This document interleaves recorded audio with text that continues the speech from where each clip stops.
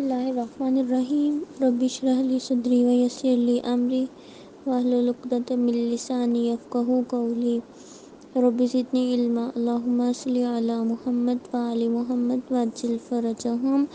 السلام علیکم قاہران، امید ہے سب خیریت سے ہوں گے۔ قاہران، اس دن ہم نے درس پڑھا تھا ترتیل تک۔ ترتیل کا معنی تھا یعنی حروف کو ترتیل یعنی مناسب اور موزوں جگہ پر وقف کرنا یعنی رکنا، اور حروف کو صحیح طور پر ادا کرنا یعنی جو ان کے مخارج ہیں ان کو اس طرح سے ادا کرنا ترتیل کہلاتا ہے۔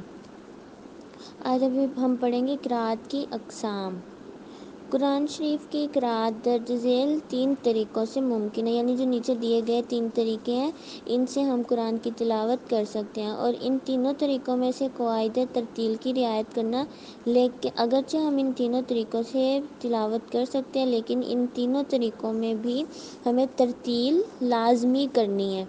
پہلی قرأت تحقیق۔ تحقیق کا مطلب ہوتا ہے غور و فکر کرنا، ٹھیک ہے، اور اس سے بھی ہمیں معنی سمجھ میں آ رہا ہے کہ قرآن کی تلاوت اس طرح سے کرنا کہ ہم اس کے معنی کو بھی سمجھ لیں اور ہم ترتیل بھی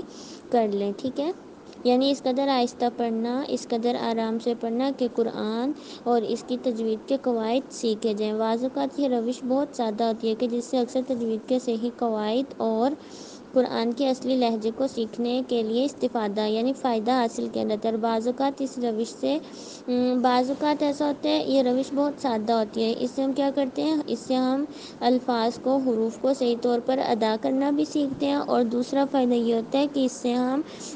اس قدر تلاوت کرتے ہیں کہ ہمیں قرآن کے معنی بھی سمجھ میں آتے ہیں، ہم ان میں غور و فکر بھی کرتے ہیں۔